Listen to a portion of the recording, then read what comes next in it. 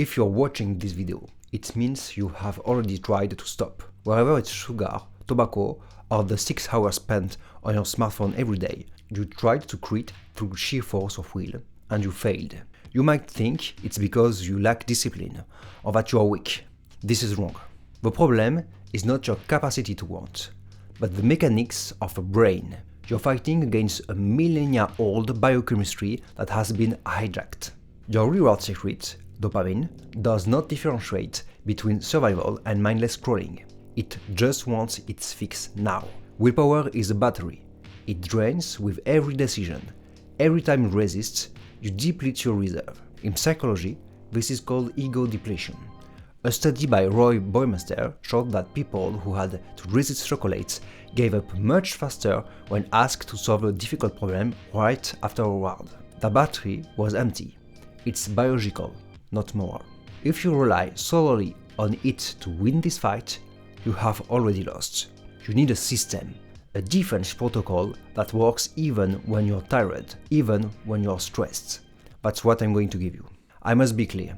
I'm neither a doctor nor a psychologist. I'm a man who had to find a solution for a matter of survival. My own poison was sugar. It might seem harmless to most people, but in my family, it is a death sentence. Diabetes killed my father. It killed my grandfather before him. It is a destructive cycle that I was forced to break. I saw with my own eyes where lack of control leads. I saw my brother destroy himself with other stuff. I saw my loved ones sink into passivity, alcohol, or fade away in front of the television. I swore to myself, when I was very young, I will never become like that. But that's where the trap closed in. Because I had rejected these visible hells, I felt untouchable. I lowered my guard against an enemy that seems harmless. I told myself that sugar, it wasn't that serious. Big mistake. I remember nights when I would wake up at 3 in the morning, obsessed with a simple chocolate bar. I was unable to go back to sleep before going to eat it. It was a total and visceral loss of control. And when smartphones arrived, I discovered the same problem in a new form. I understood that to defeat any addiction, wherever it's sugar, tobacco, or that screen in front of your eyes, it's not enough to deprive yourself. You must restructure your environment and your brain. So I built this 3-level defense protocol inspired by cognitive behavioral therapies. Let's start with the first level. Level 1 is strategic. The goal is to win the fight before it even begins. The best way to overcome a temptation is to never meet it. The key concept here is friction.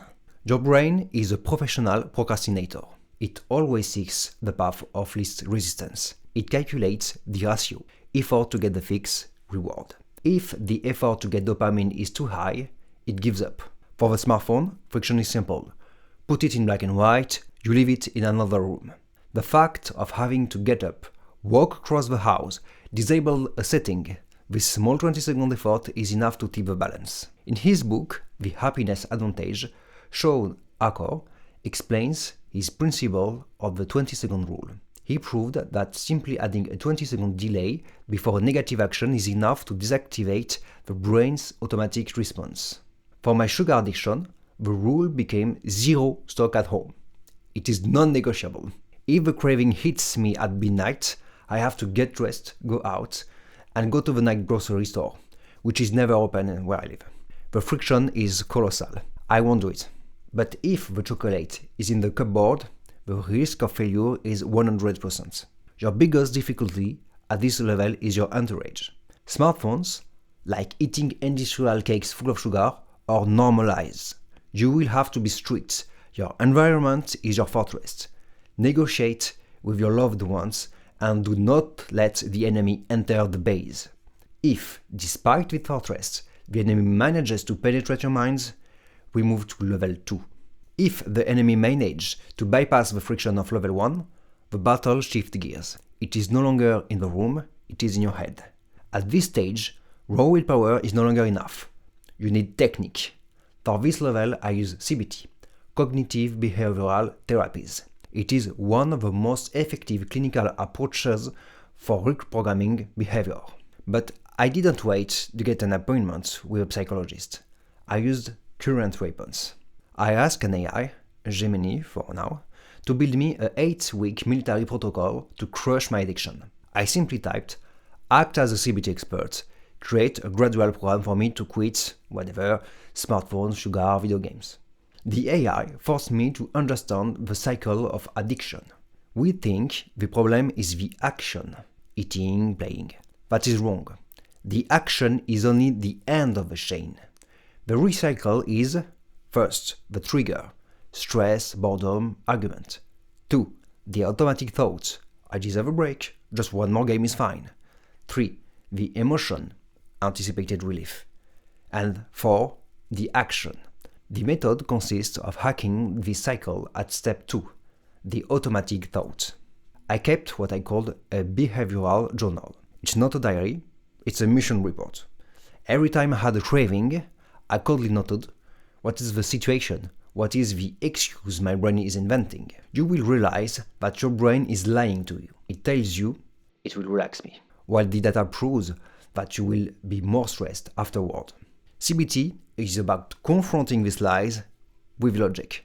Instead of enduring the craving, you analyze it.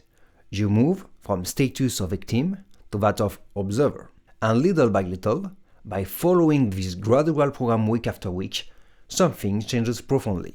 You no longer fight not to do. You change your identity. You stop saying, I'm trying to quit. You say, I'm not a gambler. I'm not a smoker. The debate in your head goes silent. Look at this study in the Journal of Consumer Research. Researchers tested 2 groups faced with a temptation. Those who said, I can't eat that, cracked 61% of the time.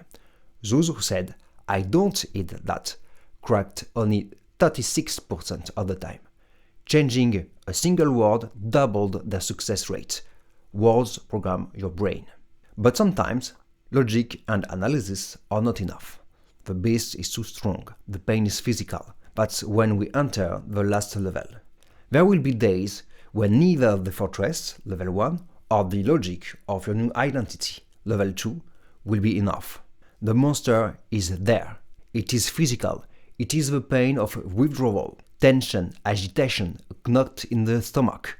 At this moment, the enemy no longer talks to you. It screams at you. The most common reaction is to panic, to try to chase the craving away by force. This is a tactical error. The more you try to push a thought away, the stronger it returns. This is the principle of the white bear effect.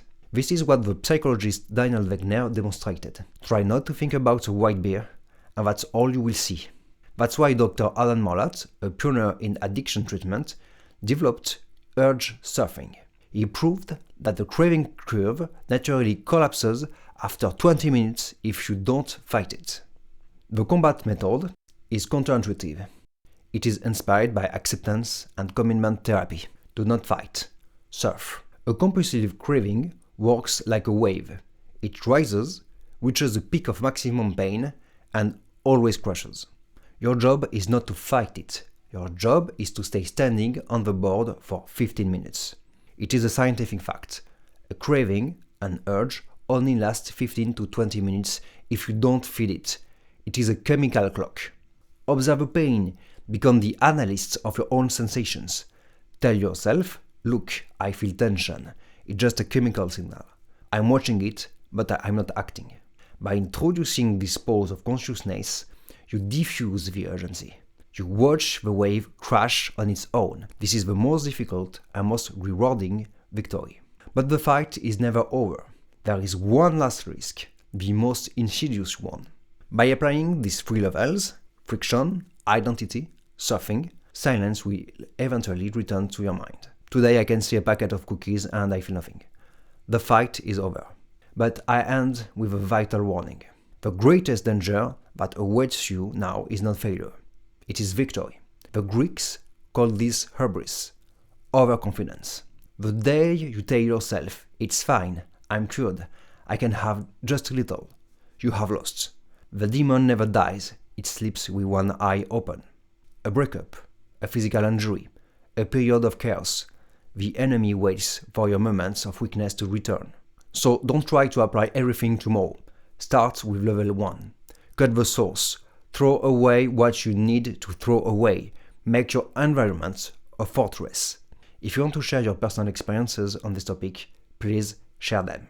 And if, despite your work on your addiction, you have trouble concentrating and you need to be truly effective because your career or personal life depends on it, watch this video. I share the 10 rules for absolute concentration there by the MIT expert. See you soon.